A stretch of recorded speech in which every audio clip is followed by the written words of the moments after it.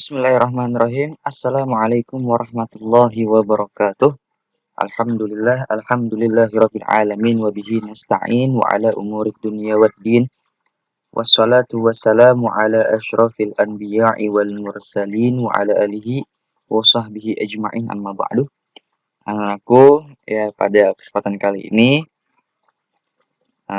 untuk yang nomor absennya dari 20 sampai 38 berkesempatan untuk pembelajaran jarak jauh dulu ya. Jadi tetap bersabar sambil menunggu keputusan 4 menteri untuk bisa PTM 100% kembali ya. Jadi untuk sementara dan mudah-mudahan aja tidak lama ya, mudah-mudahan Omikron Corona itu cepat berlalu ya, agar kita bisa kembali untuk PTM 100% seperti biasanya. Nah, aku tidak perlu berkecil hati karena kalian juga masih bisa belajar secara daring. Nah, anakku, pada kesempatan kali ini kita akan belajar fikih ya. Nah, kemarin kita sudah belajar tentang jual beli ya. Jual beli yang terlarang, kemudian jual beli yang tidak sah karena kurang daripada syarat rukunnya, kemudian bentuk-bentuk daripada jual beli, macam-macam jual beli. Nah, sekarang dan kalian juga sudah mengerjakan tugas ini. Nah, sekarang kita akan melanjutkan materi fikih ini ya, tentang jual beli. Nah, sebelum kita belajar, alangkah baiknya kita membaca doa terlebih dahulu. Seperti biasa kita membaca surat Al-Fatihah. Semoga apa-apa yang kita pelajari hari ini diberikan kemudahan, diberikan pemahaman, dan diberikan ilmu yang bermanfaat. Ila hadratin Nabi Mustafa Muhammadin sallallahu alaihi wasallam. Al-Fatihah. A'udzubillahi minasyaitonirrajim. Bismillahirrahmanirrahim. Alhamdulillahirabbil alamin. Ar-Rahmanir-Rahim. Maliki yaumiddin. Iyyaka na'budu wa iyyaka nasta'in. Ihdinas siratal mustaqim. Syiratal ladzina an'amta 'alaihim ghairil maghdubi 'alaihim waladdallin. Amin. Anakku, silakan disimak video pembelajarannya. Rukun dan syarat sah jual beli. Ya. Rukun dan syarat daripada sah jual beli. Jual beli itu dinyatakan sah apabila memenuhi daripada rukun dan juga syarat daripada jual beli tersebut.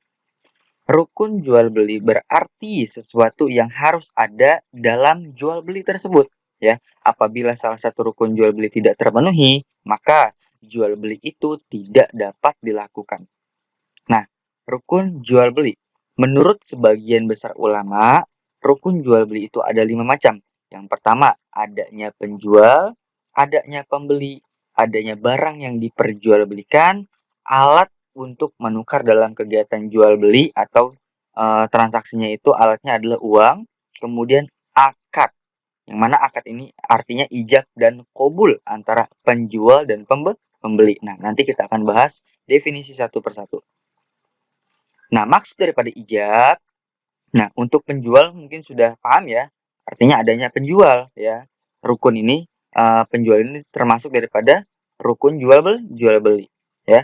Penjualnya ada, kemudian pembelinya ada, barang yang diperjualbelikan ada ya. Kalau kemarin kan ada yang namanya jual belinya itu sah tapi terlarang. Salah satunya apa?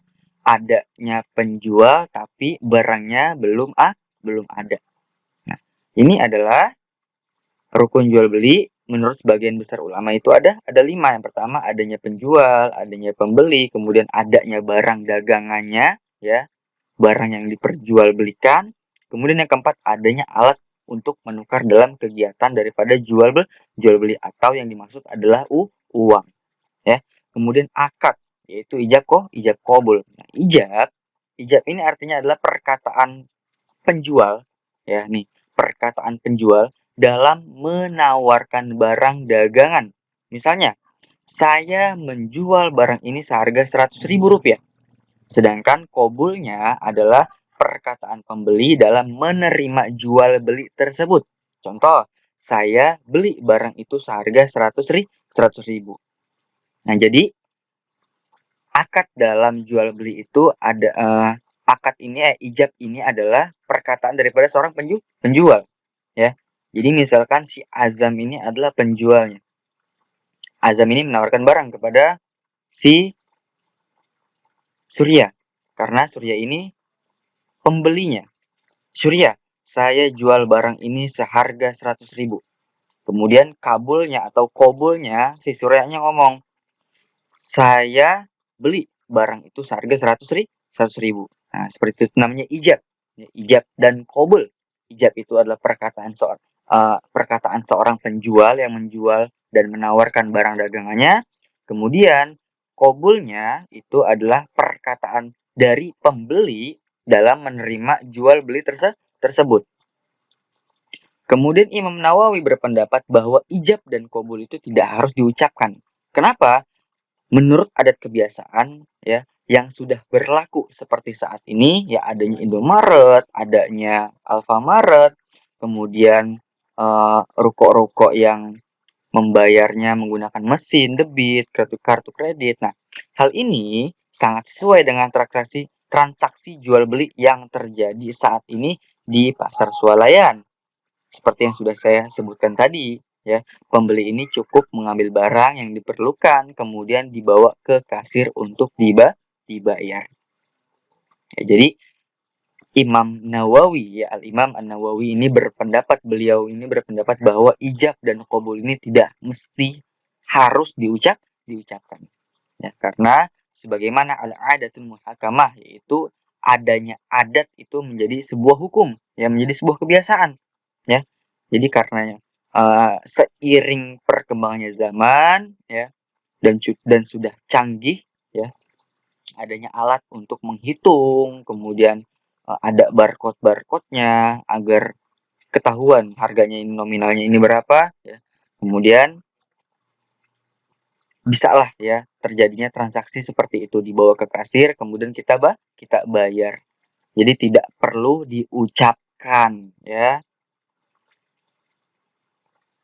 Nah, itu adalah rukun, ya rukun daripada jual beli. Yang pertama adanya penjual, adanya pembeli, barang yang diperjualbelikannya ada, kemudian alat untuk menukar dalam kegiatan jual beli atau yang dimaksud dengan uang, ya.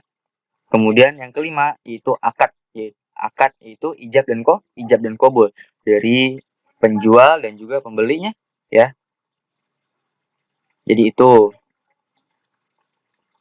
Kemudian syarat sah jual belinya itu yang pertama syaratnya ini ya dari penjual ya. Syarat sah penjual dan pembelinya ini terdiri dari apa saja? Yang pertama yaitu balik. Apa artinya balik? Yaitu baik penjual maupun pembelinya ini keduanya harus dewasa. Dengan demikian anak yang belum dewasa tidak sah melakukan jual beli. Ya, anak yang sudah mengerti dalam rangka mendidik mereka diperbolehkan melakukan jual beli pada hal-hal yang ringan. Kemudian ada pertanyaan, Pak, bagaimana kalau anak kecil yang membeli makanan di warung? Nah, itu lain halnya ya, lain pembahasannya ya. Dalam artian ini, maksudnya balik itu artinya syarat memenuhinya sahnya bagi penjual ya. Begitupun juga untuk pembelinya ya. Tapi kan untuk saat ini ya, anak-anak zaman sekarang itu kan memang sudah banyak yang mengerti akan makanan-makanan yang mereka akan beli ya, seperti itu.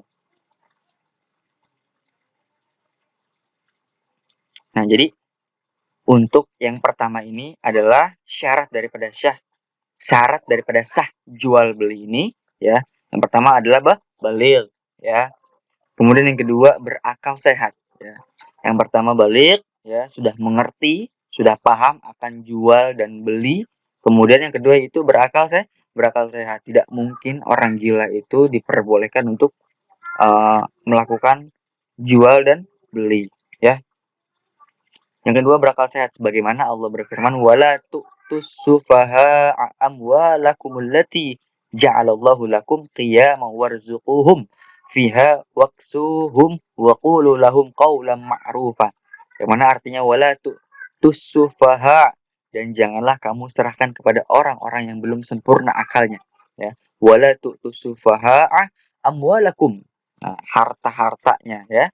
Harta-harta kalian yang mana dalam kurung di sini mereka yang ada dalam kekuasaan. Allati ja'alallahu lakum qiyaman. Nah, yang mana kamu yang dijadikan Allah sebagai pokok dalam kehidupan, ya, kehidupan. Warzuquhum fiha, dan berilah mereka itu belanja atau pakaian, waksuhum, dan pakaian untuk mereka dari hasil harta itu. Dan ucapkanlah waqulu lahum, dan ucapanlah kepada mereka itu perkataan qaulan ma'rufan, yaitu perkataan-perkataan yang baik. Quran surat An-Nisa ayat yang ke-5. Jadi yang kedua yaitu berakal sehat. Syarat sah daripada jual beli. Kemudian yang ketiga, tidak ada pemborosan. Maksudnya apa? Tidak suka memubazirkan harta benda.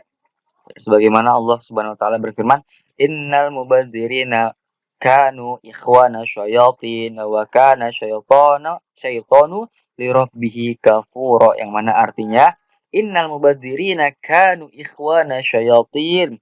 Sesungguhnya orang yang suka boros, ya, yang suka membazirkan, kanu, yaitu mereka itu termasuk daripada golongan ikhwana syayatin. Ya, ikhwana syayatin, termasuk daripada setan, ya, saudaranya setan. Wa kana syaitan, dan setan itu sangat ingkar kepada siapa? Kepada Tuhan, Tuhannya, li rabbihi kafura. Ya, Quran surat Al-Isra ayat 20 ke 7, ya. Kemudian anak-anakku, yang pertama syaratnya yaitu balik, kemudian berakal sehat, yang ketiga tidak ada yang namanya pemborosan, yang keempat suka sama suka, ya, mau saling rela, ya, yaitu atas kehendak sendiri dan juga tidak adanya paksaan dari orang lain, sebagaimana Rasulullah Shallallahu Alaihi Wasallam bersabda an Abi Sa'id al-Khudri yaqul qala Rasulullah Shallallahu Alaihi Wasallam innamal bai'u an taradin, rawahu Ibnu Majah. Yang mana artinya dari Abu Sa'id al-Khudri, Rasulullah Shallallahu Alaihi Wasallam bersabda, yang namanya jual beli itu innamal bai'u, yang namanya jual beli itu hanyalah sah, ya, hanyalah sah jika apa? Jika didasari asas, ya, didasari asas saling rela, ya. Innamal bai'u an taradin, ya, suka sama suka, saling rela. Hadis riwayat Ibnu Majah. Nah, itu adalah 4 syarat sah jual beli. Kemudian syarat sah barang yang diperjualbelikan. 1, barangnya itu suci. Oleh sebab itu tidak sah jual beli yang barangnya itu najis, seperti bangkai babi dan sebagainya. Sebagaimana Rasulullah Shallallahu Alaihi Wasallam bersabda, "An Jabir bin Abdullah annahu sami'a Rasulullah Shallallahu Alaihi Wasallam yaqulu ammal fathi wa huwa bimakkah innallaha wa rasulahu harrama bai'al khamri wal maitati wal khinziri wal asnami, rawahul Bukhari wa Muslim." Yang mana artinya dari Jabir bin Abdullah radhiyallahu anhu, beliau mendengar Rasulullah sallallahu alaihi wasallam bersabda di Makkah saat penaklukan kota Makkah, sesungguhnya Allah dan Rasulnya mengharamkan jual beli khamar, bangkai, babi, dan juga apa? Patung. Hadis riwayat Bukhari dan Muslim.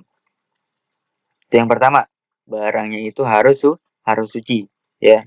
Kemudian sandarannya apa ini? Sandarannya adalah hadis Rasulullah Shallallahu Alaihi Wasallam yang mana diriwayatkan oleh Jabir bin Abdullah radhiyallahu anhu. Yang kedua, barangnya itu bermanfaat, ya. Jadi kita mau beli ini pasti harus ada manfaatnya, berguna. Oleh sebab itu barang yang tidak bermanfaat seperti lalat, ya, nyamuk dan sebagainya itu tidak sah untuk jual belikan, dan masih banyak lagi, ya, selain lalat dan juga nyamuk pastinya. Entah itu dari makanan, entah itu dari barang-barang, ya, seperti itu. Yang ketiga, barangnya itu harus milik sendiri atau diberi kuasa oleh orang lain. Contoh misalkan siapa ya? Misalkan itu contohnya si Salman. Salman ini adalah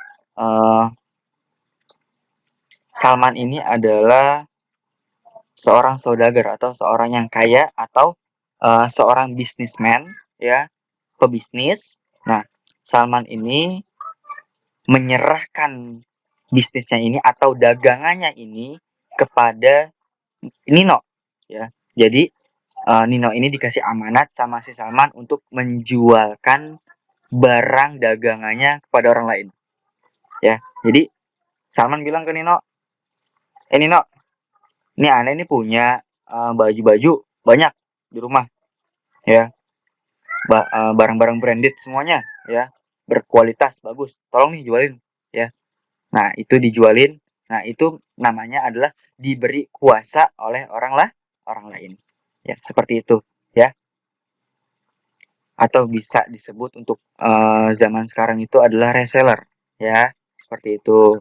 Nah, kemudian sebagaimana Rasulullah Shallallahu alaihi wasallam bersabda, "An Hakim bin Hizamin, qala ya Rasulullah ya'tini ar-rajulu fayuridu minni al-bai'a laysa indi afa abta'uhu lahu minas suqi faqala la tabi' ma laysa indak." Rawahu Abu Daud, ya. Nah, ini sandarannya yaitu dari Hakim bin Hizam. Beliau berkata kepada Rasulullah SAW, "Wahai Rasulullah, ada orang yang mendatangiku. Orang tersebut ingin mengadakan transaksi jual beli denganku. Nah, barang yang belum aku miliki.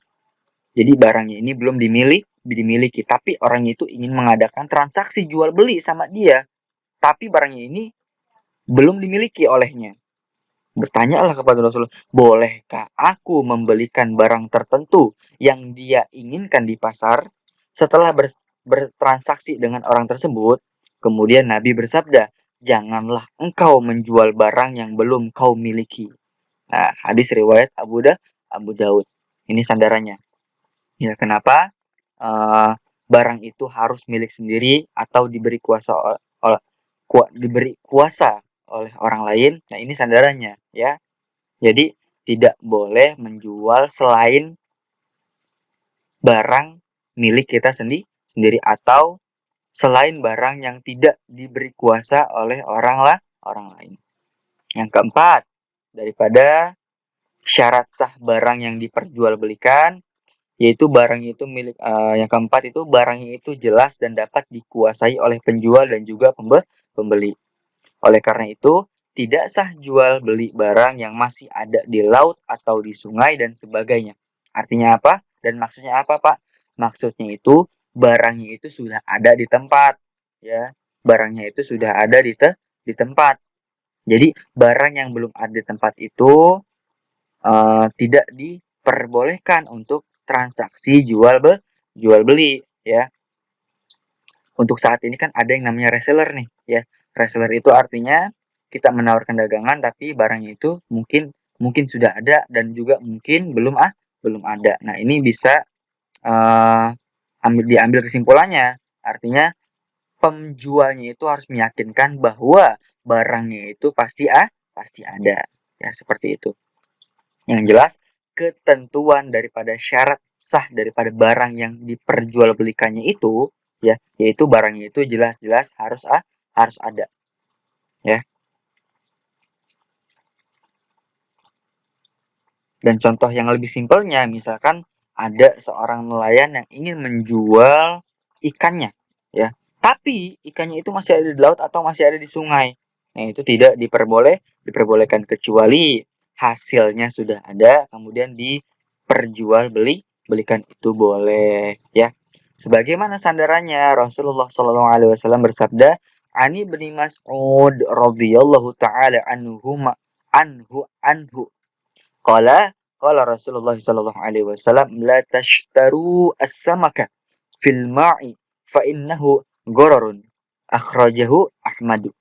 Artinya dari Ibnu Mas'ud radhiyallahu anhu, Beliau berkata, Nabi Shallallahu Alaihi Wasallam bersabda, janganlah kamu membeli ikan yang masih ada di dalam air, karena sesungguhnya hal itu adalah mengandung goror atau tipu muslihat, ya, atau penipuan lah ya. Jadi barangnya itu belum ada, ya. Tapi perlu dipahami lagi untuk yang sudah saya jelaskan tadi itu, ya, sang penjualnya ini harus benar-benar meyakinkan bahwa kepada pembeli bahwa barangnya itu pasti ada, ya, pasti ada, artinya tidak menimbulkan goror, ya, tipu muslihat. Nah, kemudian yang kelima, syarat barangnya itu sah untuk diperjualbelikan itu adalah barang itu dapat diketahui oleh kedua belah pihak. Nah, ini yang sudah saya maksud tadi, ya.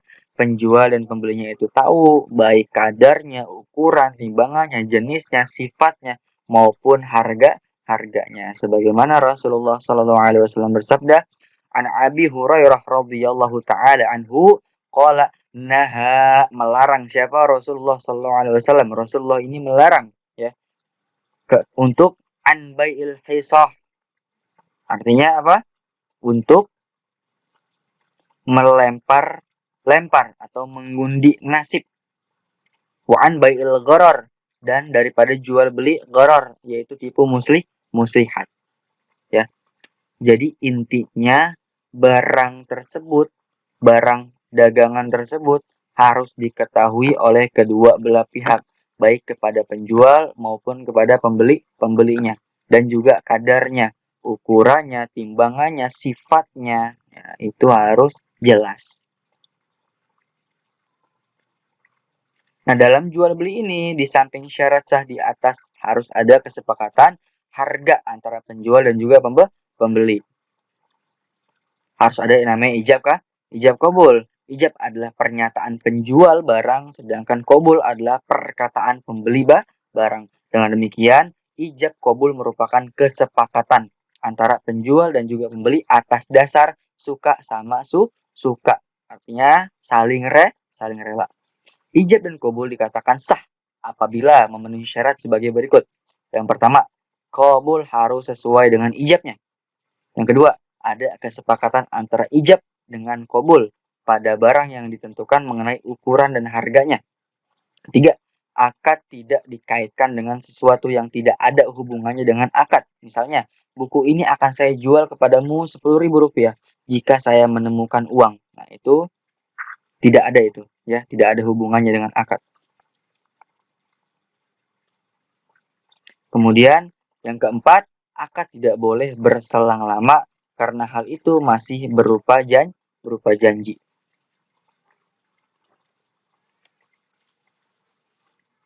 Yang kelima, hikmah daripada jual beli. Usaha jual beli pada dasarnya adalah untuk mencari untung dan laba. Akan tetapi, untuk mencari hal itu bukanlah merupakan tujuan daripada jual beli tersebut. Nah, keuntungan atau laba yang diperoleh hendaknya dijadikan sarana saja untuk mendekatkan diri kepada Allah Subhanahu wa Ta'ala. Umat muslim dalam melakukan usahanya harus mengetahui fungsi hidup yang digariskan oleh Al-Qur'an, yaitu ta'abbud. Nah, artinya ta'abbud ini adalah menghambakan diri kita kepada Allah Subhanahu wa Ta'ala.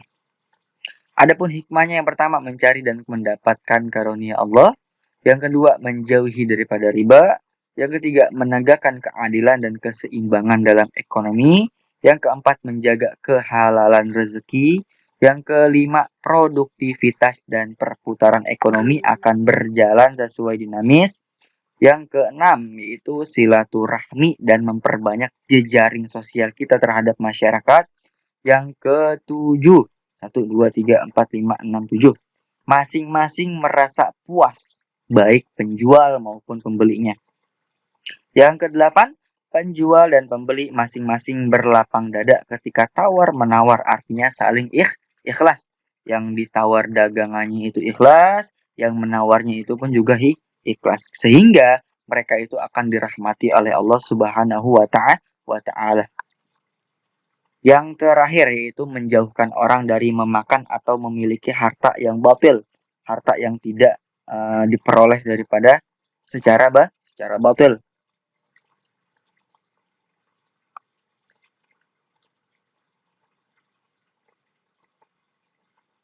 Nah, anak-anakku, di sini ada sebuah latihan, silakan dikerjakan, salin dan tulis di buku buku tulis ya. Nomor 1, 2, 3, 4, dan 5. Untuk khiar nanti di pertemuan yang akan datang. Kita lanjutkan Al-Quran hadis. Agar tidak berlama-lama, silakan dibuka bab tentang Al-Insyirah, surat Al-Insyirah. Nah, surat Al-Insyirah ini saya yakin mungkin anak-anakku sudah hafal ya. Saya yakin betul karena pasti kalian itu mengaji di rumah masing-masing. Nah, untuk Al-Quran hadis cukup kalian hafalkan saja surat Alam-Nashrah ya. Sebelumnya akan saya bacakan Bismillahirrahmanirrahim. Alam nashrah laka sadrak wa wada'na 'anka wizrak alladhi 'anqadha zahrak wa rafa'na laka zikrak fa inna ma'al 'usri yusra inna ma'al 'usri yusra fa idza faragta fansab wa ila rabbika farghab. Shadaqallahul azim. Nah, ini surat Al-Insyirah ya, Alam Nashrah. Tugasnya cukup kalian menghafal dan tidak perlu kalian setorkan hafalannya. Nanti akan dites di hari Selasa ketika jadwal PTM kalian, ya. Nah, tugas selanjutnya ini di sini ada mufradatnya dan juga arti mufradat. Silakan kalian lihat arti mufradatnya terdapat dalam tabel, ya. Dalam tabel yang berwarna biru. Mungkin di buku kalian warnanya hijau, ya. Itu kalian tulis alam nasrah, artinya alam nasrah ini artinya bukankah kami telah melapangkan, tulis langsung di buku paket, atau kalau kalian rajin boleh juga di buku tulis ya, boleh kedua-duanya.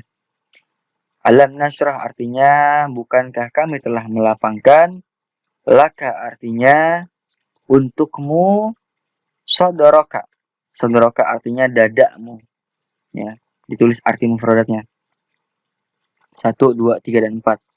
Kemudian di sini juga ya ada lafaz dan juga ada terjemahan. Ingat, mufradat dan arti mufradat itu beda ya. Mufradat itu artinya perkata. Misalkan alam nashrah artinya apa? Laka artinya apa? Sodraka artinya apa? Itu namanya mufradat dan juga mengartikan mufradat. Kalau lafaz itu keseluruhan. Artinya satu kalimat ini kalian artikan sekaligus ya. Sekalipun di sininya sudah ada. Nah, ya. Kalian tinggal disalin saja sebenarnya ini ya. Tapi kalau kalian mau mengasah daripada latihan-latihannya, boleh kalian terjemahkan sendiri ya. Nah, anak-anakku, itu saja tugasnya fikih tentang jual beli ya, tadi syarat sah jual belinya, kemudian barang yang sah untuk diperjualbelikan, kemudian ada hikmah daripada jual beli, dan tugasnya di halaman 108 1 sampai 5 salin dan tulis di buku tulis Al-Quran hadis. Tugasnya kalian hafalkan surat Al-Insyirah ayat 1 sampai ayat yang ke-8. Kemudian dilanjutkan untuk menulis arti mufradat dan juga menuliskan terjemahan. Nah, itu saja anak-anakku sekalian, kurang dan lebihnya saya mohon maaf. Wallahu muwaffiq ila aqwamit thoriq. Wassalamualaikum warahmatullahi wabarakatuh.